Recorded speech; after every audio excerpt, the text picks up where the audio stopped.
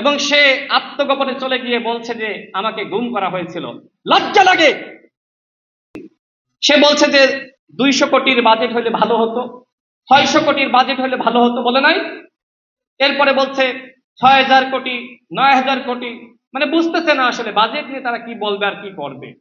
এইটা হলো জামাত ইসলাম এবং এনসিপির রাজনীতি। আমরা এই রাজনীতিকে প্রত্যাখ্যান করছি। আমরা তাদের প্রতি আহ্বান রাখতে চাই যে ষড়যন্ত্রের রাজনীতি থেকে আপনারা দূরে সরে আসুন। বিএনপির হাতে বাংলাদেশ নিরাপদ। বিএনপির সাথে যারা আন্দোলন করেছে, গণ অধিকার পরিষদ, 12 দলীয় জোট, তাদের হাতে বাংলাদেশ নিরাপদ। বন্ধুগণ, এখন শুনতে পাচ্ছি যে কিচেন ক্যাবিনেটের গল্প। হ্যাঁ, কিচেন ক্যাবিনেট ছিল এবং সেই কিচেন ক্যাবিনেটের নেতৃত্বে ছিল এনসিপি। অন্তর্বর্তীকালীন সরকার ছিল এনসিপির সরকার।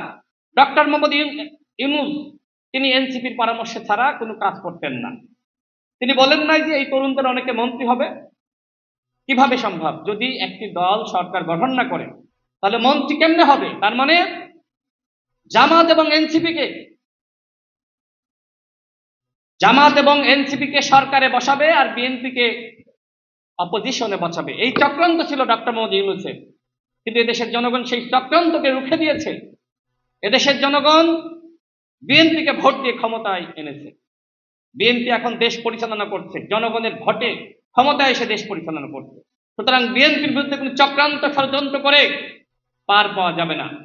বিএনপির লক্ষ কোটি সমর্থক রয়েছে, বিএনপির হাজারো নেতাকর্মী রয়েছে। এই ষড়যন্ত্র, এই চক্রান্তকে তারা রুখে দেবে ইনশাআল্লাহ।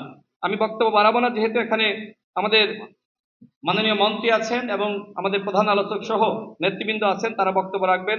আমি সর্বশেষ বলবো, বর্তমানে দেখেন নাই জামাত শিবিরের রাজনীতি? শিবিরের মান হলো ধর্ষণ করে আত্মগোপনে চলে যাওয়া।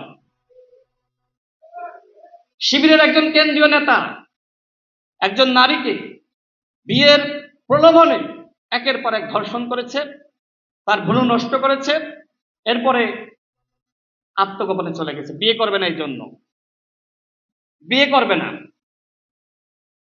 এবং সে আত্মগোপনে চলে গিয়ে বলছে যে আমাকে গুম করা হয়েছিল। লজ্জা লাগে। ডাক্তার শফিকুর রহমান, বিরোধী দলীয় নেতা, তিনিও বিবৃতি দিয়েছেন।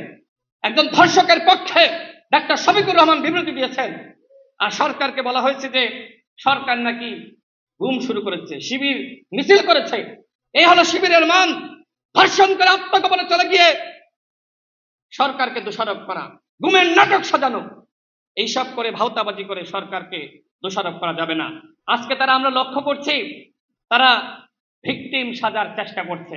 অথচ আপনারা ফেসবুকে দেখেন নাই, এই বাংলাদেশে বর্তমানে জামাত ইসলামের থেকে বড় জালিম আর কেউ নাই। তারা এখন কথায় কথায় গালিগালাজ করে।